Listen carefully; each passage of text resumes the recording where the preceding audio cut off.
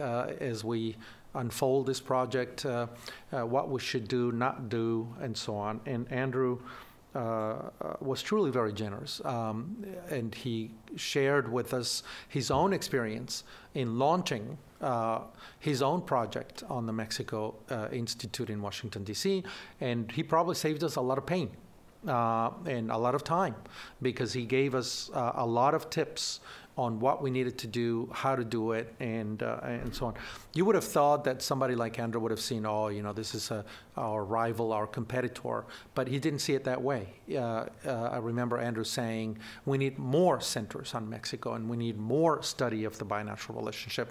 No country has perhaps a deeper impact on the quality of life for many Americans than Mexico does, culturally, linguistically, economically, socially, politically, and so on. So we need more centers on Mexico and the binational relationship, and Andrew just put everything on the table for us. And so we learned a lot from that, and I think I especially profited from his expertise. And then I guess a couple of years later, I'm not sure, I don't remember exactly, Andrew sent his book, a book on what do think tanks do. And I think it's a book, probably 150 pages, more or less.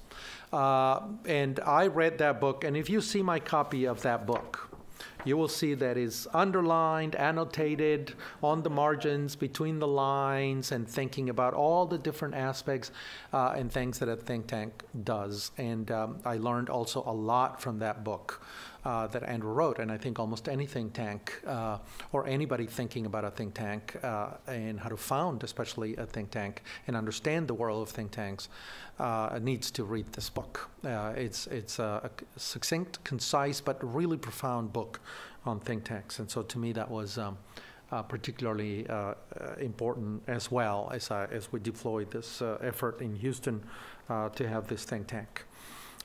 So without much ado, I think it's a pleasure to introduce then Andrew here to you to talk about his newest book, Vanishing Frontiers, The Forces Driving Mexico and the United States Together. When I saw the book and when I saw the title, I said, what is Andrew talking about? We got Trump in the United States, now we got López Obrador in Mexico. It sounds to me like we're drifting apart, not really being driven together. And so I think what Andrew has to say today is probably very insightful and very important, so that we keep in mind that even though we may have leaders that may not be in tune with our agenda, his and mine, that the two countries have gone through rough spots and times before, and yet they continue to be driven together. So the tendency over the long time is to come together. So there must be important insights that Andrew will share with us today. I want to end this by thanking our Mexico Forum members, all of them, but especially Heinz companies, Mr. and Mrs. Shapiro, the Mexican Business Council, Kimberly-Clark, the Mexico and Merrick Brothers Construction Company. These are the companies behind the funding of all our events and all the efforts and a lot of the research that we do here. So I want to thank them especially, and then invite you to follow us on Twitter and LinkedIn and social media. So without much more, let me then leave the microphone to Andrew to share with us his insights from this book, and even beyond this book, what we're facing now and what he believes is coming up in the future. Welcome, Andrew. Thank you. Thank you, Tony. You up here? Thank you. Thank you, Andrew. You, Tony.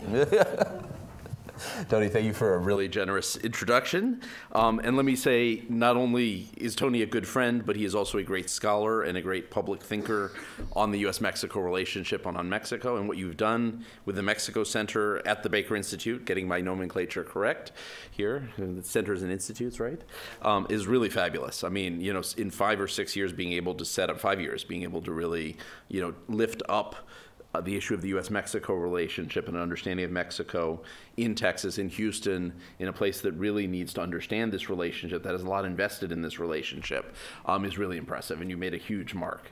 on the relationship with this. And we need more of this around the United States. I mean, Texas, it is strange that Texas did not actually have more going on. I mean, there's always been great academic work, but this really adds a dimension that is much more in the public sphere. It allows people to engage on a policy level, on an economic level with what's going on with Mexico. And it's great to be at the Baker Institute. I mean, James Baker is himself such an amazing reference for diplomacy. It feels like this is a time we could really use his leadership right now, but we need it, especially in this relationship, which he was deeply invested in himself when he was in government, in all of his different positions in government. But we know he also is playing that role through the Institute here. As Tony said, there are few relationships, probably none that matter as much for our daily life in the United States as Mexico. Now, there are relationships that matter for whether the world will be blown up tomorrow, North Korea, right? I mean, we're right to focus on these things. Clearly, China in geostrategic terms matters a great deal for the United States. But I would argue, too, that Mexico and maybe Canada matter more than any other countries for our day-to-day life. And I'll try in the next 15 or 20 minutes lay out a case for why that is. These are relationships that run deep in our daily lives, right? They may not be dramatic. We usually forget about Canada. Mexico, we sort of know, but we don't think of it as being such a huge relationship. But I think I've now heard 3 or maybe 4 secretaries of state. I heard this from Secretary Pompeo last week at a meeting. I heard 3 or 4 American secretaries of state say, I didn't know how much time I was going to spend on Mexico and how much it mattered when I came into this job. And it's a testament to how many things we actually have going on in the relationship that most Americans, even very well-educated, very worldly ones, often don't realize. Let me throw out a few things. I mean, trade, right? About 30 American states, that was 2 years ago, it was 30, maybe more now, have Mexico as their first or second export market. By far and away the #1 export market for Texas, of course. It used to be about 40 to 45%. I haven't looked at the latest numbers, but say it's getting close to half of Texas exports go to Mexico, as well as a lot of imports. 5 of the last 6 Oscar winners for Best Director are from Mexico, yes. A testament to how good a group of really good Mexican directors, clearly. I mean, I don't want to in any way minimize their talent, incredibly talented group of people, but there are great directors from other parts of the world out there. It also tells you how connected our cinema industries are, how much the movie industry is connected between Mexico and the United States. We do not necessarily know about great Indian directors and great French directors in the same way. Mexican and American directors work very closely together. By the way, I have no idea how many Canadians have won, because we don't really count that even, right? I mean, we're close enough with Canada, we don't count. We do count it with Mexico, and they keep winning, actually, so which is quite impressive. Major League Baseball just finished a 3-game series in Monterrey, Mexico. 2nd year in a row they've done that. NBA plays regular season games in Mexico, as does the NFL, at least when the turf is okay in Mexico. It didn't work out last time, but they have a 6-year commitment to do that. Our 3 major professional sports have made a major investment in Mexico. We're also about to have the World Cup, a joint World Cup in 2026 among the 3 countries of North America. It's going to be a first to do it among 3 countries. And it really is sort of a testament to how much there is an integration among these 3 countries. And by the way, there's 11 million people born in Mexico who live in the United States. About 1 in 10, more than 1 in 10 Americans has heritage in Mexico, 11 to 12% of America. That's a lot, by the way. There are more people who claim German heritage, but German heritage tends to go really far back for most people, right? I mean, it is sort of, I have a relative from Germany. Mexican heritage tends to be within the last generation, 2, 3, 4 generations for most people. Yes, there are some people that it's 10 generations back, but tends to be recent.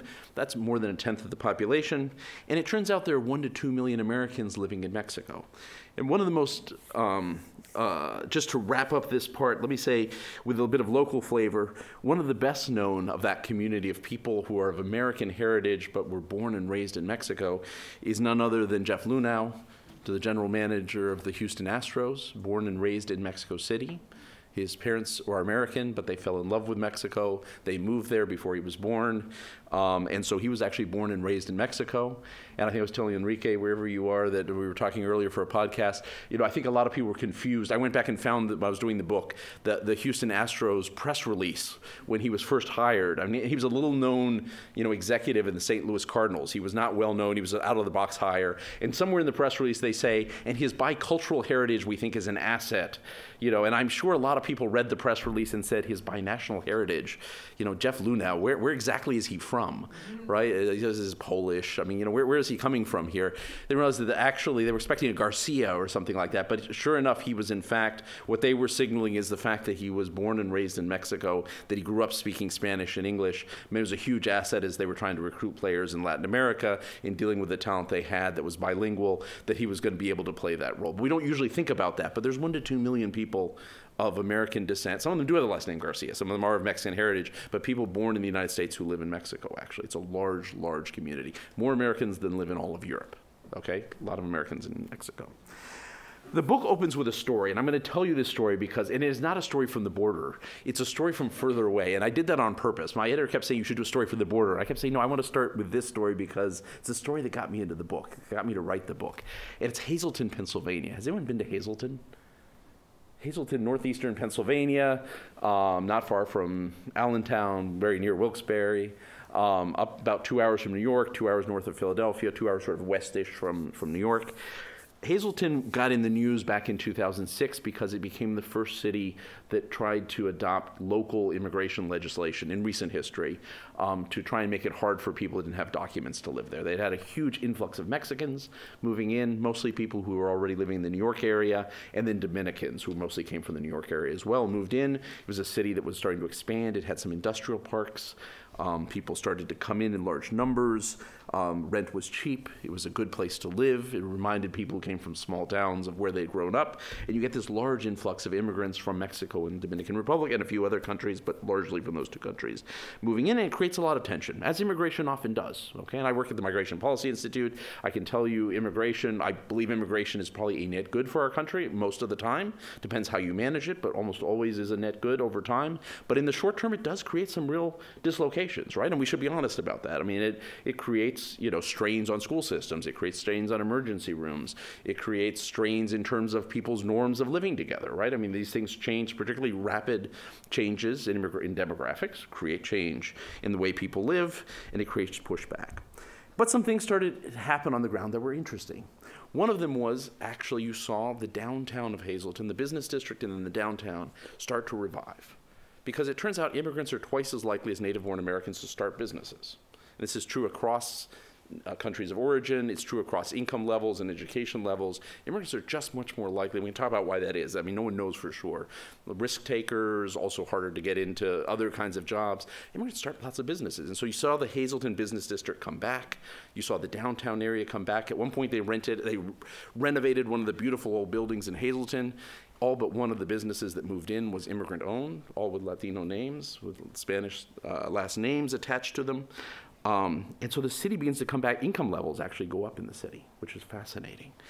But something else happens, which is also fascinating. And Hazleton is still in process of, you know, dealing with this. There's still a process of change. The city's almost 50% Latino of immigrant origin. Not all are immigrants. A lot of the children are U.S. born. But so it's been a rapid change in a short period of time, about 20 or 30 years. But the city's better off than it was.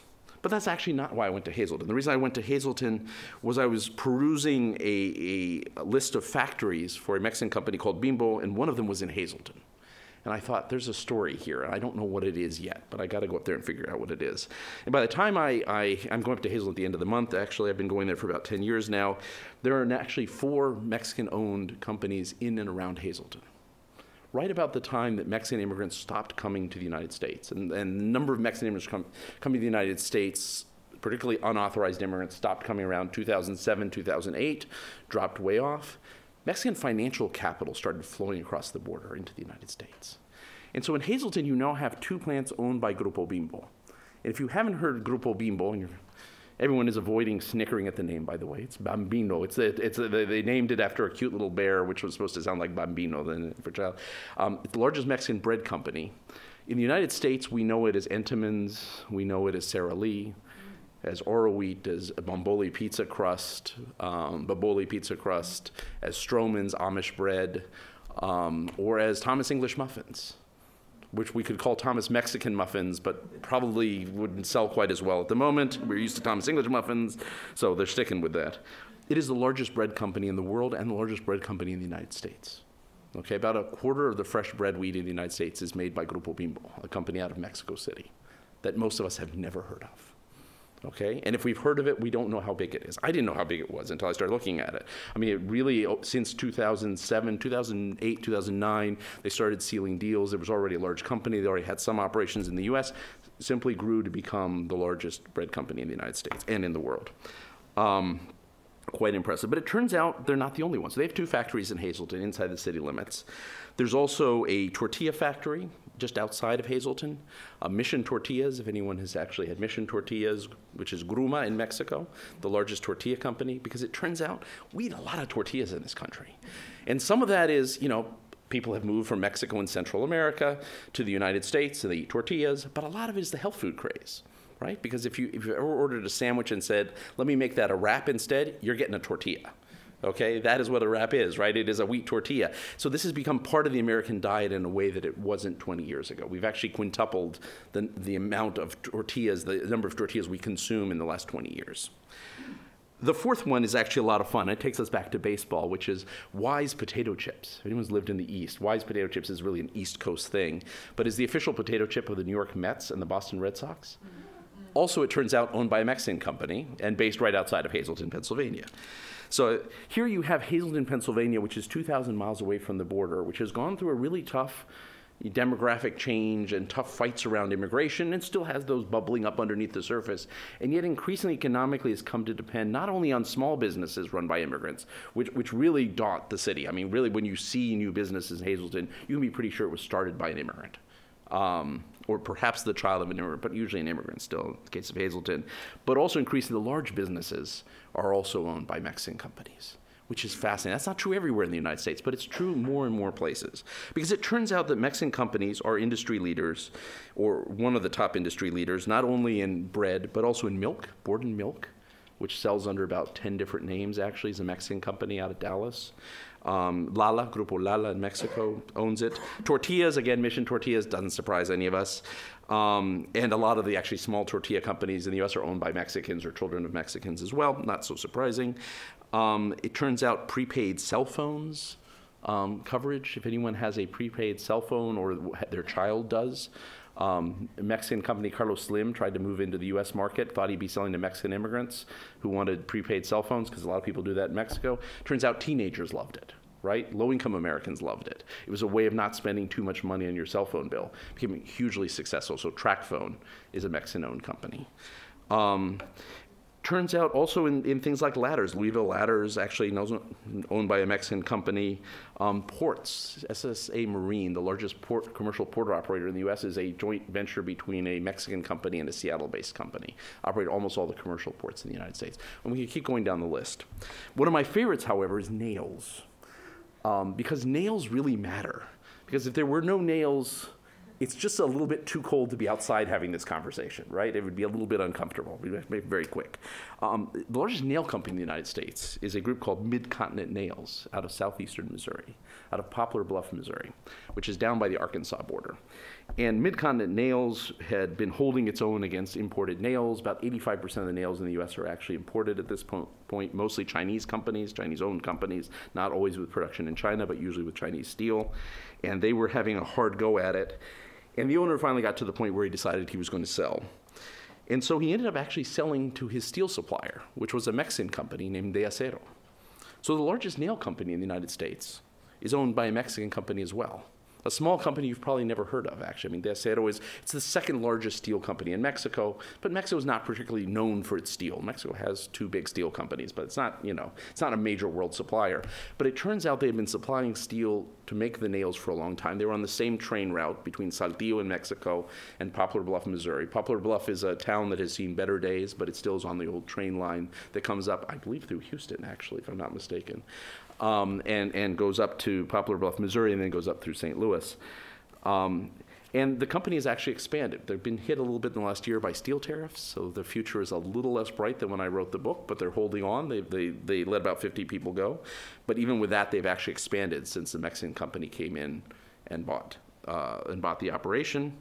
That said, the chapter that talks about them starts off with the story of the CEO going to his first meeting with the workers in the nail plant, and he thought he was there and would be greeted as a hero because he had bought the company so it wouldn't go under, and he had plans to expand it, and he's telling everyone that he's going to expand the company and put more capital into it, and the workers are looking at him stone-faced.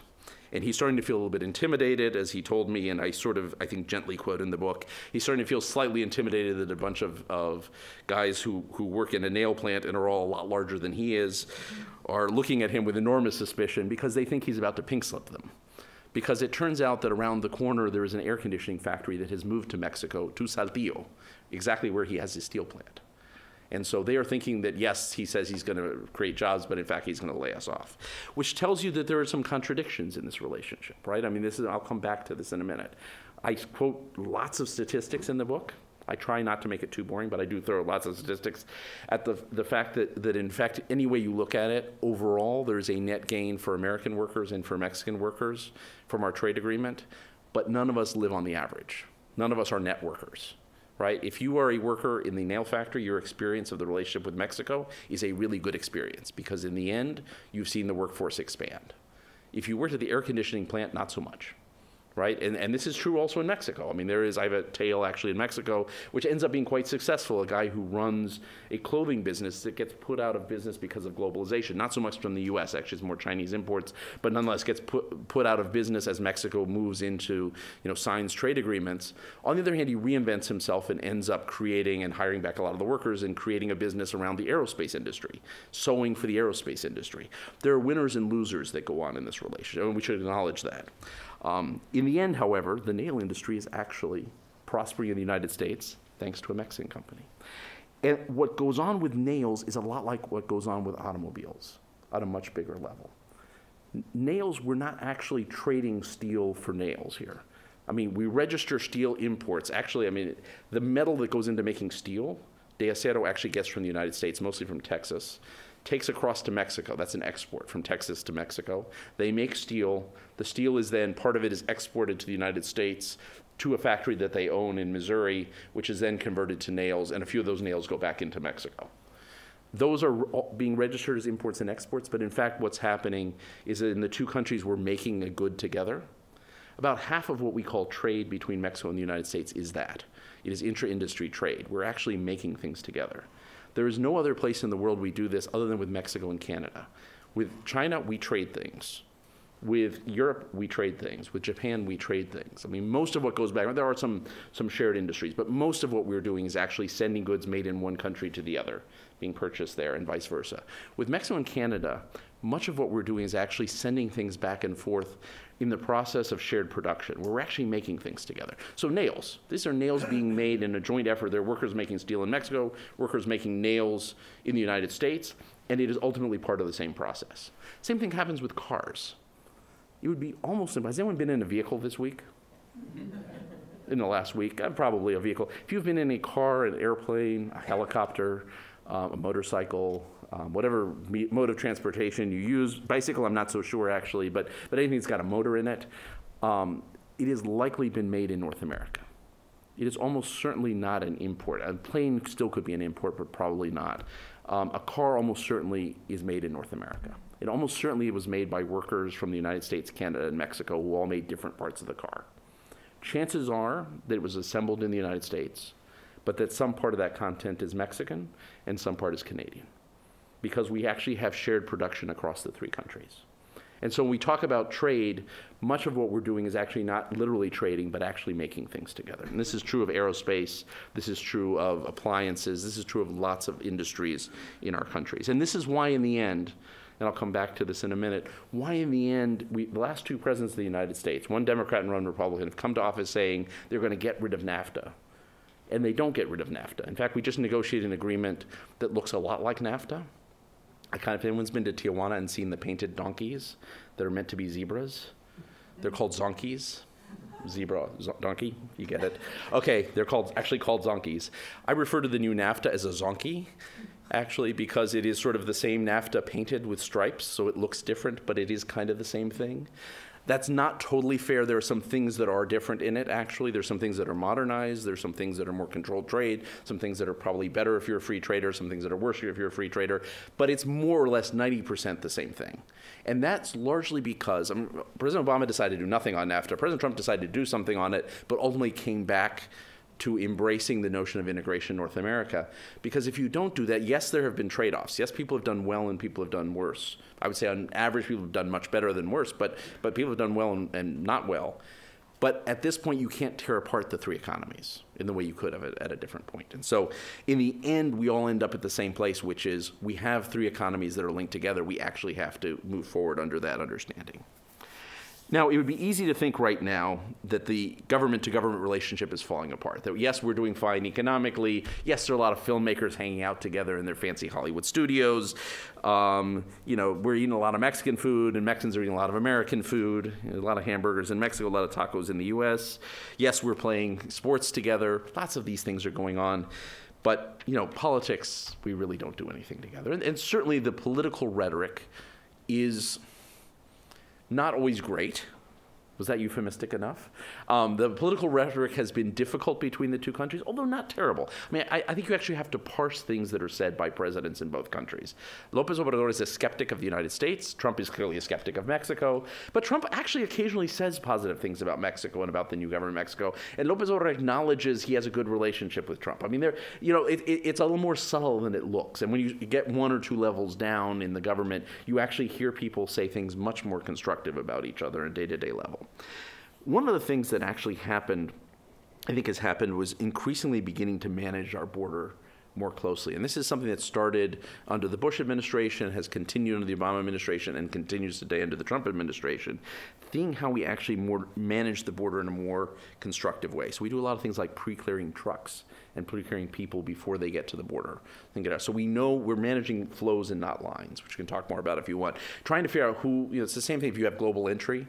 The government wants to know who you are before, anyone who works with DHS, Kurt, knows, the government wants to know who you are before you get to the airport, right? The ideal thing is not to check you. It is very inefficient to check people when they get to the border, right? If someone's carrying a bomb, that is too late, by the way, right? If they want to come in active area, that is too late, right? If they are possibly carrying drugs in a truck, that is actually probably too late as well because they've hidden it pretty well. So you want to know that your shippers are trusted shippers. You want to know that they have protocols in effect and that you can spot inspect them, along the way. So these are people, most of the people sending things across the border are people you know. You want to know who's getting on that airplane before they get on that airplane. You want to know who's getting to the border as much as possible. You can never know fully, but as many people as possible before they get to the border. So increasingly we've been expanding those things, and increasingly we've been expanding the intelligence sharing between the two countries. So we know about someone who flies into Mexico, for example, and could be of interest to the U.S. government.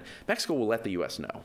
And actually, I did a great test with Mexican immigration officers the other day in a border city that will remain nameless, where I said, what happens when you get, these are just frontline folks, these were not anyone in senior positions, what happens when you identify someone walking up to the border who is not Central American or from another Latin American country? And their bodies became rigid, and they immediately said, that is the one thing, we as soon as we do that, we immediately report that to the peers because we have to let the United States know. Like, wow, okay. This has become embedded in the protocols between the two countries. There are certain things that we know. The cost for Mexico of having a terrorist cross the U.S. border in the United States would be enormous, right, in the commercial relationship and in the interpersonal relationship across the border. But likewise for the U.S., right, the cost of things, someone gets into Mexico and does damage. These things have become regularized. One of the more exciting things that happened in recent years, and I'll tell you a last story here, is has anyone flown into the San Diego airport? That little airport that's in the middle of downtown, right? Who thought to build an airport in the middle of downtown? Well, people, 80 years ago thought to do that, right? Lindbergh Field, you land there, it's gorgeous. You get to see downtown, you get to see the bay. It really is a gorgeous place to land, but you also feel like you're taking your life into your hand. San Diego and Tijuana were cities that were incredibly different. I lived in Tijuana for many years and in San Diego, And at the time I lived there in the early mid-90s, it would hard to believe that these are two cities that would ever come together. Tijuana was this rough, edgy town. San Diego was sort of too beautiful. I hope I'm not offending anyone, but too beautiful to be real, a little bit dull, kind of nice to hang out for a while, but would you really want to be in your 20s there? These cities changed over time. And Tijuana, like I was in my 20s in Tijuana, I would say it was sort of a nice, interesting town to be in your 20s in, but probably not healthy. At some point, will these cities ever find each other? And at some point they did. At some point over time, San Diego became a city of innovation. Tijuana increasingly became a city of advanced manufacturing, and much more of a middle-class city, actually. Still with some really rough edges, by the way. And San Diego's a little too pretty to be true still, but it is a city of innovation, a city particularly biotech and sound equipment, and San Diego has some real leading-edge industries right now. You cannot, however, be a city of innovation if every time you want to fly to Asia, you have to go up to LAX. Okay? You have to drive 2.5 hours to get to Los Angeles airport. So San Diego for years had wanted to get a bigger airport, but you can't expand that downtown airport. After looking at every available option, they finally realized a few years ago that the best option was not building a new airport for San Diego, but to use Tijuana's airport. Because Tijuana's airport actually has 2 runways that are a lot longer. Tijuana actually had flights already to Beijing and to Tokyo, to Narita Airport. And they were about negotiating flights to Seoul and to Shanghai. So you already had an airport in the neighborhood where you could do this. But you had to get there somehow. And so the way they solved this is in a public-private venture, they built a bridge over the border fence. Okay, and if you've seen it, it looks like something out of a Star Wars set. They built a bridge over the border fence. You check and you pay $18. I think that's the way, $15 or $18. I can't remember, it was 15 last time I went across, but it's supposed to be 18, so I don't know what happened there. You pay as you get there on the U.S. side. It's actually in your ticket usually. You get to the U.S. side, you actually go through check-in on the U.S. side in English or Spanish, depending what you want. So it feels like you're in the United States. Well, you are in the United States, but you're checking in the U.S. You go across the bridge. They do a cursory check of your immigration, of your passport and customs, and you go through to your gate. The Tijuana airport, which is really right on the fence, is right next to the fence, so you could do this, has become the international airport for San Diego. Okay? This was not driven by good feelings. It was not driven by, this is hippie California. This is, I can say that in Texas, right? This was driven by simple economic sense. This was a lot cheaper. This made a lot of sense. But it was also driven by the fact that business leaders and political leaders in the 2 cities had gotten to know each other because increasingly a lot of the industries were interconnected. So people did R&D on the San Diego side and marketing, but they did advanced manufacturing on the Mexican side, and they were starting to have some R&D on the Mexican side. And so business leaders got to know each other. If you talk to Kevin Faulconer, who is the mayor of San Diego and a Republican, he will say, as he does in the book, that Tijuana and San Diego are not 2 different cities, but a single metro area. And I thought I got an exclusive with him saying this, and then I went to a conference, I went to the Board of Mayors conference with him, and he said that like 16 times in the same weekend. So, but it also affirms the fact that he does say this repeatedly. These are 2 cities that are in fact deeply connected. Increasingly, San Diego and Tijuana do their regional planning together. There is a regional council of governments called SANDAG in the San Diego area, because San Diego is the city, and then there's a lot of cities in the county. Tijuana has a place on the regional on the regional council of governments, and San Diego has an office in Tijuana. So they actually try and do their planning together, and they do a lot of their studies, particularly anything that comes close to the border. They do it together today. That's San Diego and Tijuana. Okay, lots of things are going on between governments that you would not imagine. And by the way, to get that airport bridge required DHS, Kurt. I mean, huge investment from DHS, which really led on this, but it also requires state government, environmental sign-offs, Department of Transportation of California, DOT, Department of Transportation of the United States. I mean, it was the alphabet soup of U.S. agencies at a federal level, state level, and city level that made this happen in record time. This kind of collaboration continues to go on in a very proactive way. The political rhetoric may be harsh at times, though not always, but the actual actions between our government are much more collaborative than you could ever imagine when it gets down to the granular day-to-day level. So there are some challenges ahead, and with this I will end. I think, first of all, preserving the economic ties. I think the one thing that could set us back is actually NAFTA falling apart without the new agreement going into effect. There is a legislative challenge in Congress, less in the Mexican Congress and the Canadian Parliament, but yes, in the U.S. Congress, get this approved. A number of Democrats are concerned about it. Some Republicans are concerned about it. It's not clear that it has an easy path forward, and there is a risk of the U.S. government, of the Trump administration, deciding to pull out of NAFTA to pressure Congress, and Congress not acting. So I think that's a real risk. There are legitimate concerns, and Tony knows more about this than I do, on organized crime violence between the two countries. You know, one of the things we've seen is the drug markets getting reshuffled as opioids become much bigger part of the puzzle. Heroin was once a niche drug in the relationship. Cocaine was the main driver. Right now, heroin and fentanyl have become huge drivers. If you're Mexican, that is the fault of the United States because people are using this. If you're the United States, it's the fault of Mexico because weak rule of law and you can get drugs through in Mexico. But the reality is we're in this together, right? And we actually have to figure this out. But these are things that are hard to deal with. And I deal with it a bit in the book. There's a lot of law enforcement cooperation that goes on a very deep level between the two countries, but it's tough stuff, right? And it's the kind of stuff that can easily become politicized. And finally, migration. There aren't many Mexicans that come to the U.S. unauthorized anymore. There, in fact, were fewer Mexicans since December. There have been more Guatemalans and Hondurans crossing the border illegally than Mexicans. That is hard to believe, by the way. Mexico is a gigantic country next door, and yet not many Mexicans are crossing the border anymore. A lot of Mexicans are coming legally to the U.S., but a lot are leaving back to Mexico. But there are a lot of Guatemalans and Hondurans, not as many Salvadorans anymore, but a lot of Guatemalans and Hondurans. This is an issue that we need to get right, and I could talk endlessly about that, but I won't. But I mean, it is an area in which collaboration and creative thinking is really needed. Happy to talk about that more in the Q&A. But I mean, where we really could become either a focal point for enormous collaboration, or it could become an area that really drives, this is very sensitive to the commander-in-chief in the United States, but it's also one sensitive to Mexicans who have lived the immigrant experience recently and are sensitive about migration issues. This is the kind of thing that could blow up the relationship or could become an anchor that actually takes us deeper in the relationship. Regardless of what happens, I have a feeling that economics, family relationships, sports, entertainment, every other part of the relationship is going to move forward. My sense is, despite what we hear in politics, we're going to be moving forward. And our bigger challenge is going to be that we are what I call intimate strangers. And I know that sounds like some sort of romantic concept here.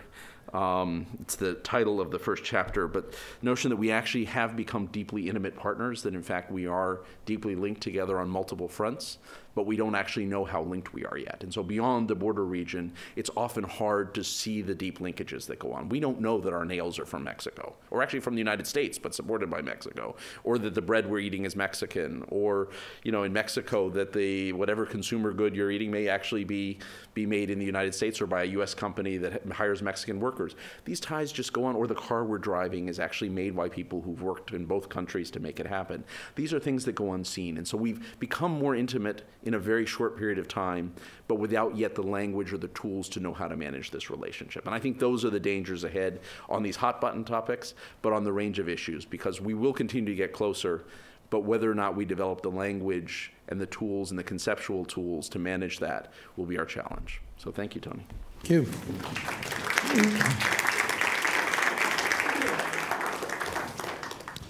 Well, thank you, Andrew, for your insights. I have a couple of questions that and then I'll get to the to you and the audience. But I wanted to follow up on a couple of things. It's a segue, or your last comment I think is relevant. So how do we make Nebraskans and Kansans and Montanans and the people in the middle of the country understand this? What do we need to do as scholars, as think tanks, as citizens? Those of us who have lived on the border, you lived in Tijuana, I lived in Juarez, El Paso, and understand the intricacy of the relationship, the complexity of the relationship, and we may be bilingual and bicultural and so on, and we see that every day. What do we need to do as think tanks, scholars, and citizens to get the rest of the country to come along in their understanding? I don't think there's an easy answer for this. I think part of what we can do is continue to put the facts out there and talking about it with as wide audience as possible. I mean, for that, I think, the Mexico Center, the Baker Institute has been a huge addition, because I think Texas is a natural partner of Mexico, and they were sort of lacking the ability to tell the stories that in this part of the country. It's harder to do that in Nebraska. It's harder to do that in Iowa. It's, the ties are still tight, but they aren't quite as visible in the same ways.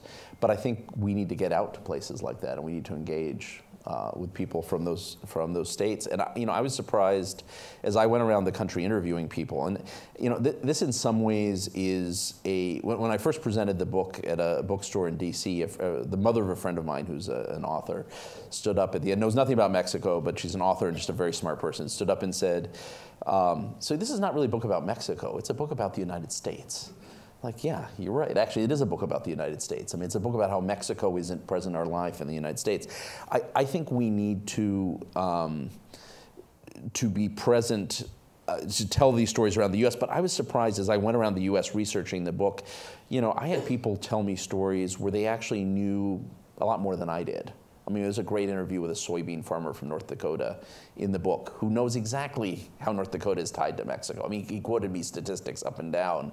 And, he said, I've been to Mexico once. I don't really need to go there. I've got a broker that gets my soybeans to Mexico. He's not a Mexicanologist. He's not going to, he doesn't. But he knew all the statistics. I mean, he knows where soybeans go. He knows how much it matters and he knew what would happen. I tracked him down. He'd written an op-ed in a local newspaper in North Dakota. But he really knew the story. In Omaha, a story that didn't make it into the book, but there's a Latino museum, a fabulous Latino museum, that tells the history. Omaha has a Mexican community that goes back to the early part of the 20th century. And the Latino Museum, which was started by an American of Mexican descent, tells this incredible story. And they have, they bring in people from all over Omaha to sort of learn this history. And it's in the Slaughterhouse District. So it's the area that was sort of historically Eastern European and then became Mexican, and then the slaughterhouses moved outside the city. But it is now still a majority Latino neighborhood. But they really sort of draw on the broad wealth of people in Nebraska to come on and hear the story. I think there are a lot of storytellers out there. They're not going to be Mexicanologists because there's not, the ties tend to be 1 or 2 strands, not 15 strands like in Texas. But those people's stories are powerful. The wall. Yes. The president is pushing the wall, and it has to do with the border. The president has an idea that these two countries don't belong together. They're not part of a single North American platform. I mean, it's a very powerful discourse. It's a very powerful narrative. If the wall ever gets built, what kind of damage can this do, and can it ever be dismantled in the future? I'm less concerned about the wall, to be honest with you. I mean, I think it comes across, I think the wall is about more than Mexico. I mean, to our friends in Mexico, I have said when the wall was sort of the beginning of the Trump administration, I kept saying, the wall is sort of, isn't entirely about you. The wall is kind of us worrying about globalization. The wall is about, we can't build a wall on the border with Syria where we're really worried about terrorism. We can't build a wall, with China where we really do have some deep trade issues. We don't jointly produce things. We worry about currency manipulation. But we can't really build in the middle of the Pacific. So, Mexico has become that symbol, right, for how we push back on globalization. And immigration is a piece, right? But don't think it isn't entirely about you, because there also are some pieces in which Americans have rightly or wrongly fixated on Mexico. But Mexico's become the symbol for a larger set of issues that are out there. So I think, first of all, the wall is not entirely about Mexico. But if it does get built, a real wall on the real border with Mexico or some piece of it, I don't know, we have a wall on a third of the border already. If we get a wall on another third of the border, I doubt we'll get it all along the border. If there's a wall on, 1,000 miles instead of 600 miles or 1,300 miles instead of 600 miles, I don't know it'll make that much difference. It is, and there are places, by the way, I would say wall is probably justified. I mean, I think it is a less useful tool in most places than technology or fixing our asylum system, which I think are bigger draws to people coming across the border. I mean, we need a range of things on the border that are more creative than a wall, but there are some parts of the border that a wall is certainly in high population density areas that I would say a wall is justified, and people are allowed to build walls on their own territory. Mexicans would see it amiss if the U.S. tried to build a wall across all the border, but on the other hand, it's not going to destroy the relationship. And López Obrador, the president of Mexico, is actually fairly pragmatic about it. I mean, his position has been, if Americans want to build a wall on their territory, it's your money. So, yeah. We're not paying for it. About 3 weeks ago or so, we had a conference, kind of a joint conference, several centers in Texas A&M Law School in Fort Worth, and we sat down to talk about the USMCA, NAFTA, the future of NAFTA, and so on. Obviously, when you expand a framework by putting in place an agreement like NAFTA, you all of a sudden incentivize a lot of activity and create a lot of opportunities. I mean, this is what public policy is about. You put the frame around which people, where people can fit in, and then they start doing what they're supposed to do. But the TEMEC, or USMCA, they call it TEMEC in Mexico, the USMCA, it's not entirely assured. I mean, in fact, my statement in Fort Worth was that whereas maybe 4 months ago I would have said, it'll probably pass in Washington, and then Ottawa and Mexico City will act on it. But they're not going to act without Washington doing it first. Why spend that energy and time if Washington in the end doesn't come through? So they're waiting for it, for Washington D.C. to take the lead. But now, 4 months after it was signed in Argentina, I think on November 30th. Where all good North American agreements are signed. In Buenos Aires, yes. Argentina. Yeah. But I'm not so sure now that the USMCA is that that it's got a free road on Capitol Hill. First of all, the president doesn't seem to have the ability to follow through. I mean, sometimes he talks as if it were already in place, and I don't know what he's doing when he does that. And obviously, some Republicans have some doubts, and some Democrats are having some doubts. So there's 3 positions: no trade agreement, NAFTA remains in place, or the USMCA. What do you see there? I think it'll get through eventually, but I think it's going to be a difficult process, and it's going to take more political capital than anyone expected. For Democrats, it's become a symbolic issue for some Democrats in leadership, and particularly at a time when the left of the Democratic Party is ascendant. It is, and unions have not had a lot of issues to fight on in Congress, and now have a Democratic majority in the House. I think you're going to see some pushback. Mexico has some ways to diffuse this, but the Mexican government also doesn't really want to. I mean, this is not where the Trump administration doesn't want to spend political capital on this, and the López Obrador administration doesn't really either, right? It wasn't their agreement. They want to go into place, but it's not what they thought they were going to be spending time on. But the Democratic concerns have been around labor laws and the implementation of labor laws in Mexico. That's an area they should be able to win, because it should be able to convince Democrats, because they have a labor secretary who comes out of the labor movement, who's a young woman who is incredibly convincing, who should start to make the rounds with Democrats on the Hill and say, don't destroy this. But there is going to be some pushback. It is something that the Democrats want to be able to push back on the White House on. So they may be able to diffuse it a bit, but there will be some pushback. And then there's a set of Republicans, and by the way, border Democrats, however, and the Blue Dog Democrats are very in favor of it. So there is a movement of particularly border Democrats, a lot of them from Texas, under the ground to try and pull the caucus back from blowing this up. On the Republican side, generally speaking, most Republicans are going to do what the White House wants, but there's a sector of Republicans, culturally conservative Republicans, who are concerned about protections for LGBTQ rights that were put into some part of the accord, and would like to see that taken out. Opening up the accord is hard on either side, and so my guess is there's going to be an attempt to try and make, to kind of fit this through as is, but it may not look pretty. And I think it's going to take a lot of, both the U.S. and Mexico will end up spending a lot more political capital than they want. Some people were saying if it doesn't happen in 2019, 2020 is an election year. Yeah. It'll be more difficult, so we may be looking at 2021. And if President Trump doesn't get reelected, then I'm not sure. The scenario looks a lot muddier now than it did 4 months ago. The new agreement is better from my perspective in some ways because it's just got some things like energy and digital commerce and things that weren't contemplated in the 1990s, right? So it's good there. It's less good on some of the things, particularly on cars where it's more managed trade. I'm a little more of a free trader, so I'm a little less convinced by that. But it's probably not, it's not the end of the automotive industry either. It's all within range here. Right.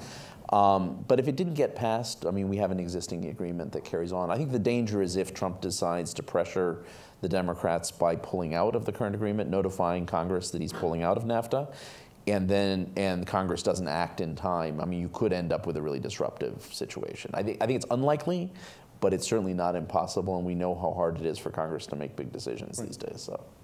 Yeah. One of the things I didn't mention in my introduction, but it's on the program, is that Andrew is now the president of the Migration Policy Institute, MPI, in Washington, D.C. Really, it's a premier think tank on immigration issues. And one of the things that's kind of driving a wedge between the two countries today is obviously the issue of immigration. Not Mexican immigration, Central American immigration. Again, Guatemalans, Hondurans, and I guess immigration from the Northern Triangle, although, as you correctly pointed out, Salvadorans had their wave, and it seems to kind of be down a little bit. But and Guatemala wasn't there, and now it is, and so on.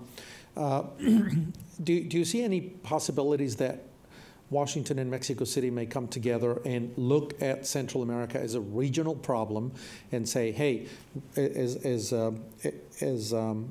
North America, perhaps even Canada collaborating on some of that, because I think Canada has a role to play on this.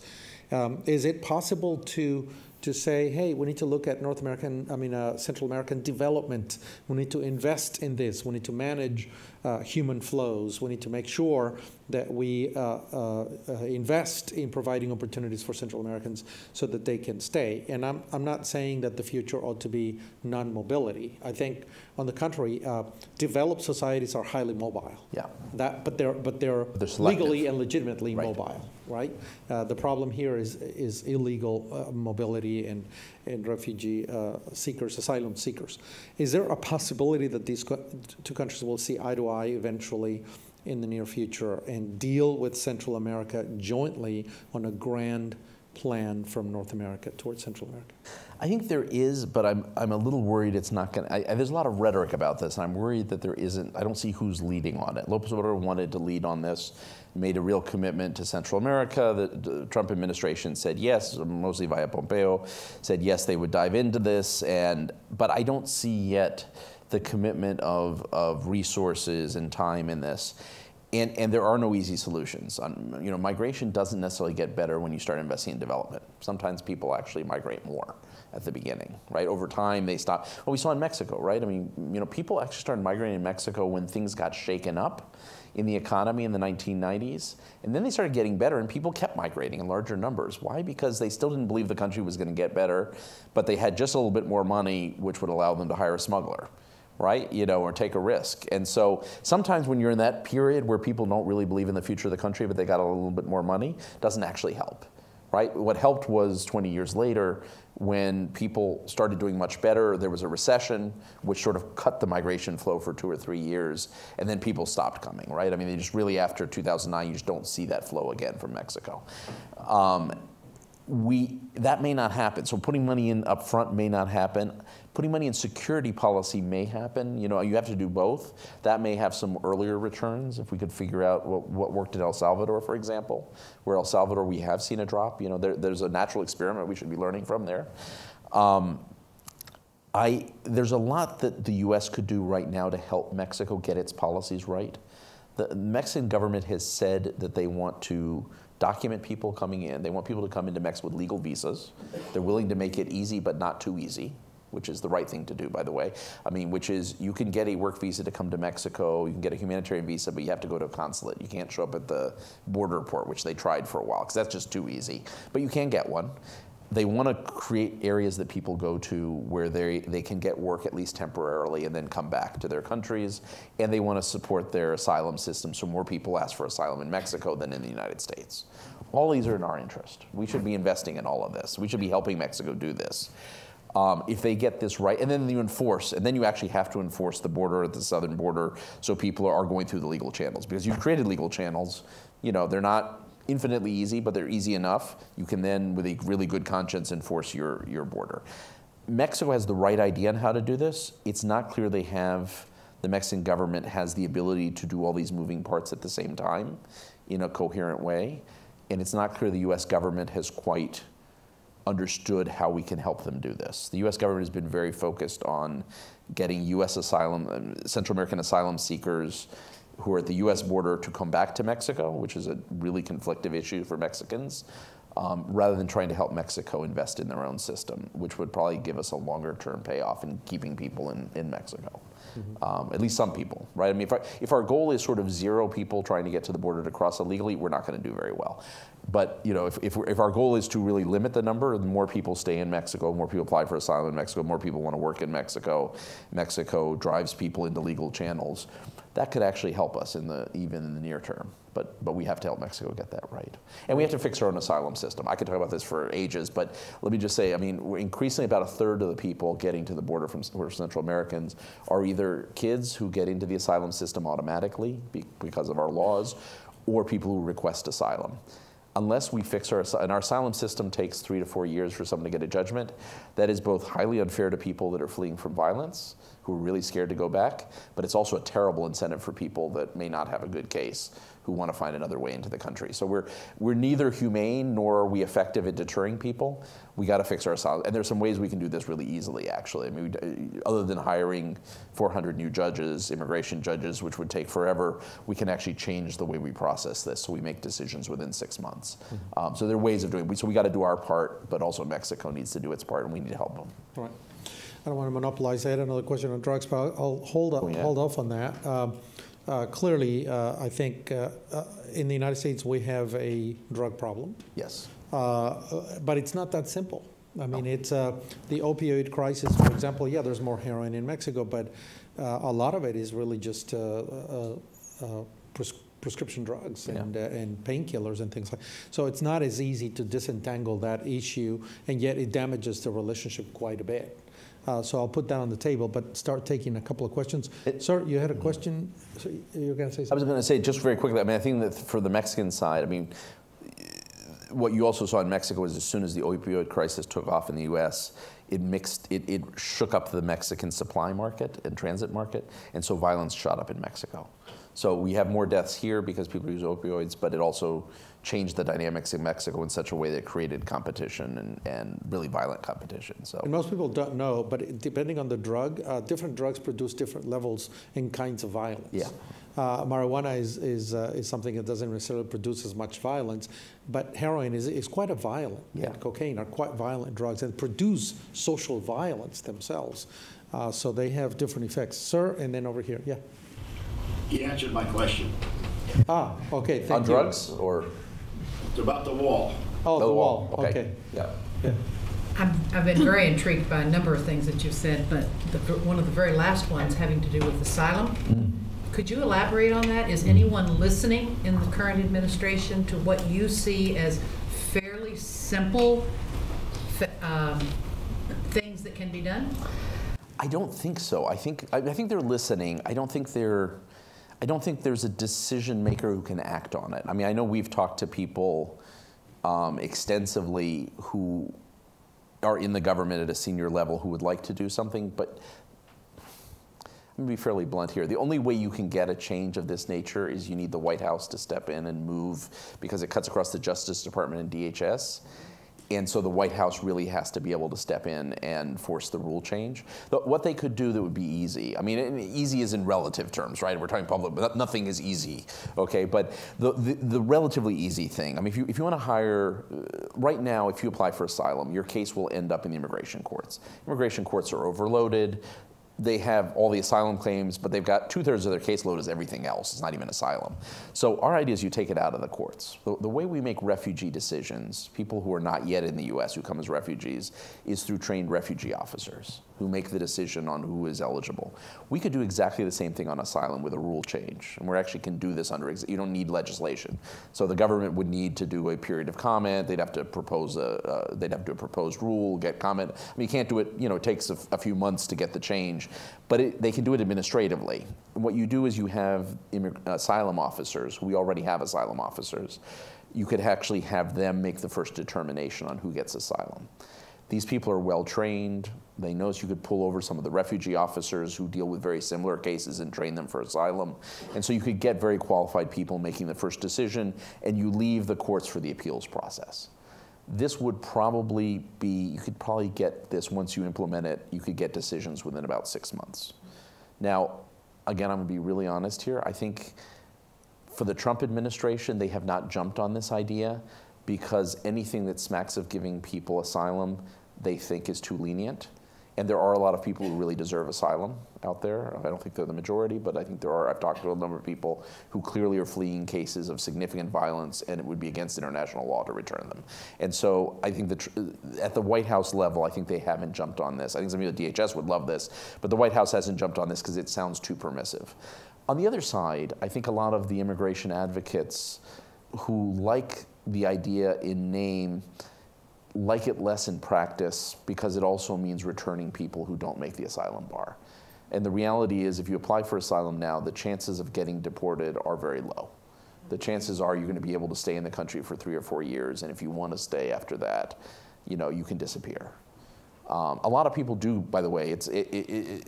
When you hear people say they all disappear, they don't all disappear. Most people actually show up for their court case. I mean, surprisingly, most people do, but a lot of people do disappear also, right? It's still a large number that disappear. A large minority of cases disappear. And I think some of the advocates, when you look at say, look, we don't really trust the asylum decision, so we'd rather have things as they are. And no one will say that publicly. But I think on both sides, there's a sense, because I mean, this is what you end up with doing something like this is a lot of people would get justice quickly, but a lot of people would be returned quickly because a lot of people would get a negative decision after 6 months as well. I think that's a fair trade-off. I think that's, being fair to people we should be protecting people that need protection, and we should be doing it quickly, and this is the right way to do it, and we should be returning people that don't, and as much as we can respect people's decision to want a better life for their families, asylum is not set up to let in people who don't have asylum claims. So we should return people who don't make the bar. But I think it's hard on both sides to make it happen. So, yeah. Well, I'll take one question, a couple questions, but together, and then we're going to go. Outside there's a table with the books, and you can also follow up in the conversation. Very quickly, here, and then Andrew, one time.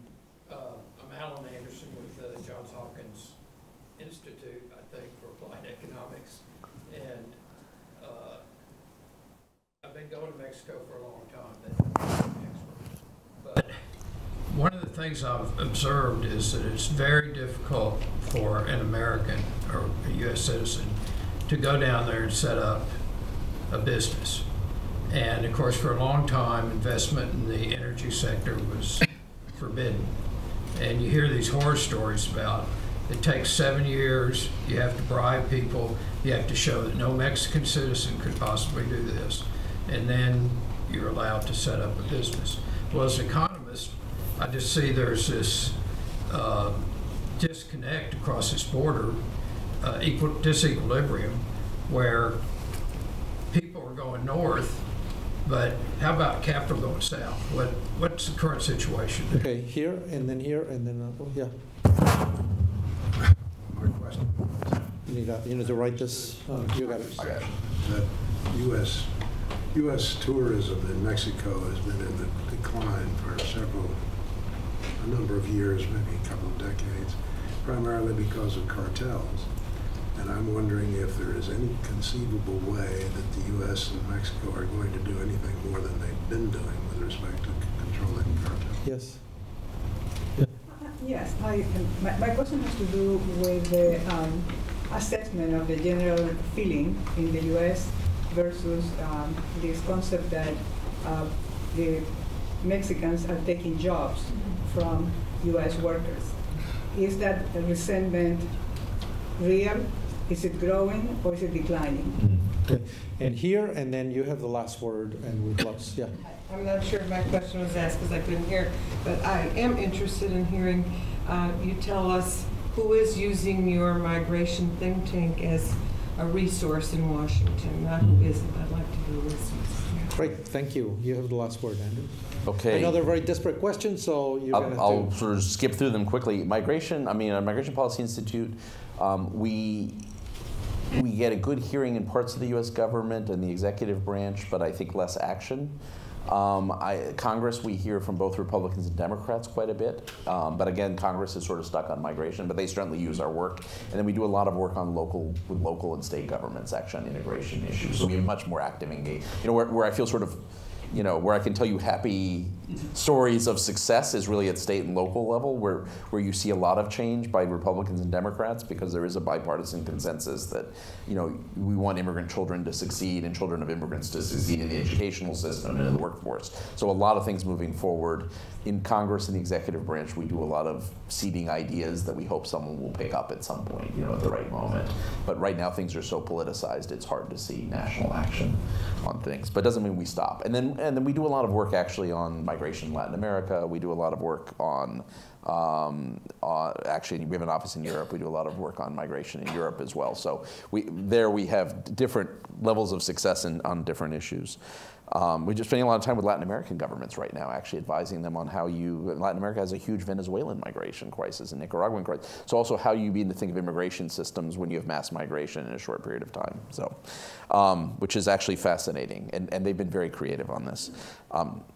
Let's see, tourism. Tourism has actually gone up again from the United States to Mexico, but it's gone up because parts of Mexico have gotten safer and parts of Mexico have gotten worse.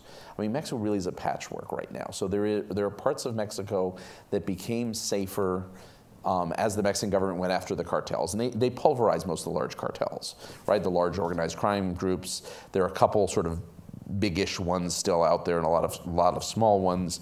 But this became many places a public security issue. Going to Tijuana or Ciudad today is a lot better than it was a few years ago, right? You go to Juarez, it's gotten upticked a bit, but compared to where it was back in 2010, it is a much better city, right? You feel it in the bridges, on the bridges. There's a lot more traffic. There's a lot more traffic. People go back and forth. Americans started coming back again. But not true. I was from the state of Guerrero. The state of Guerrero was much worse than it was, right? So parts of Mexico have gotten worse, parts have gotten better. There's very deep law enforcement cooperation, intelligence cooperation between the two countries. But I feel like we've lost top-level leadership and strategic leadership on where that cooperation is going. So it works very well on a tactical level. We really do share information back and forth. But at one point, there was a lot of during the Calderon period, there was a lot of sort of thinking at a top level between the governments. Who do we target first? Who are the targets that are the most dangerous for the two countries? And let's go after them. Now it's a little bit on autopilot. Let's see, capital going south. Capital goes south even more than it goes north, actually. It does go south. But the problem is, because it's so hard to set up a business, and by the way, it's hard for Mexicans to set up businesses too. It is one of Mexico's huge challenges is becoming, entrepreneur friendly, right? It's hard. Mexico has a huge tech sector. I didn't talk about that, but a lot of fun. One of my most fun chapters, actually, researching because I knew nothing about it, was actually innovation technology, which is, Guadalajara, Mexico City to some extent, but Guadalajara particularly has become sort of Mexico's tech hub, really close to Silicon Valley and Austin and Boston and, the tech hubs in the U.S., a lot of venture capital flowing back and forth. Really fascinating, flowing both directions. But Mexico has not actually ever sat down, and Mexico's come some part of the way in the past 20 years in becoming easier to start a business, but it has never quite gone all the way and certainly has not dealt yet with the issue of non-Mexicans investing in Mexico.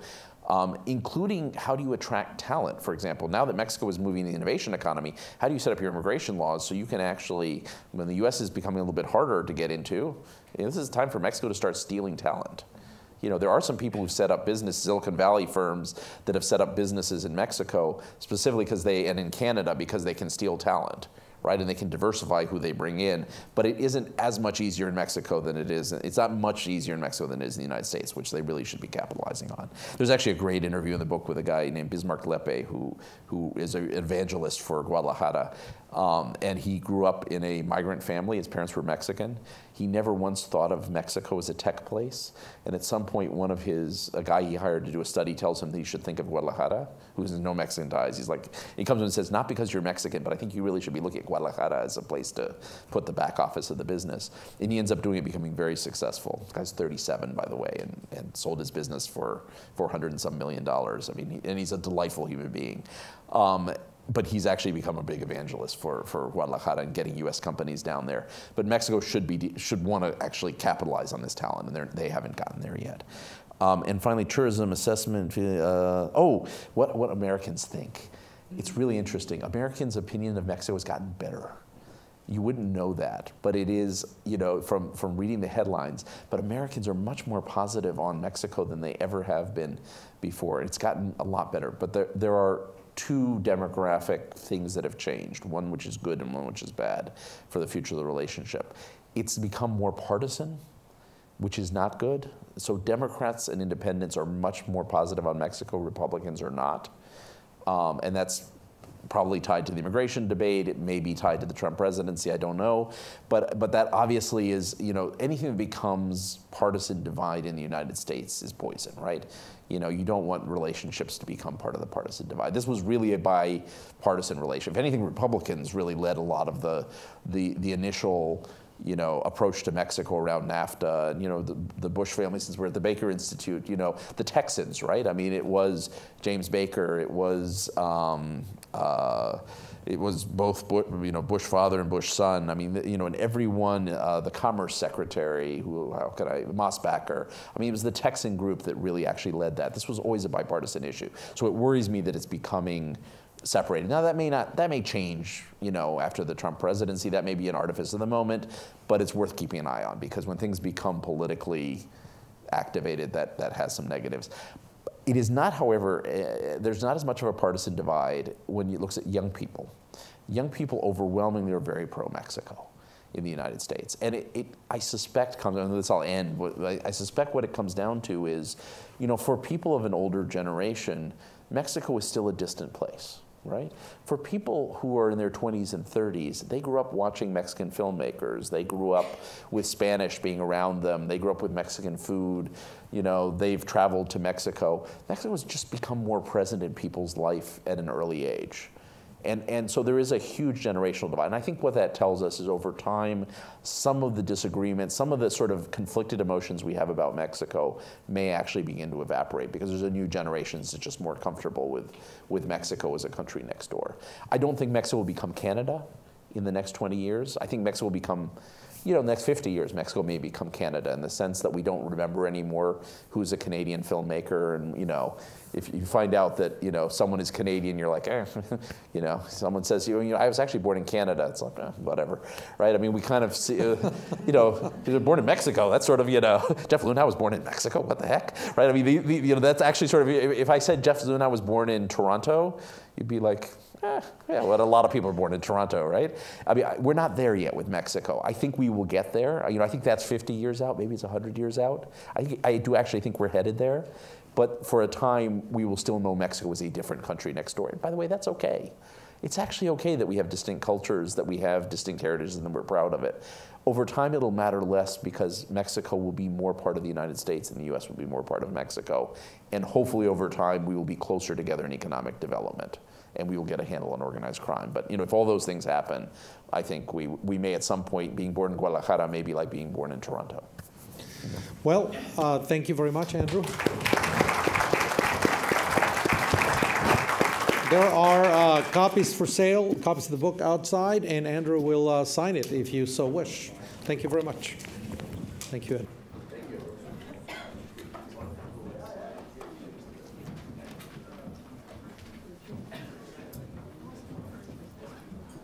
Muy bien. Bueno.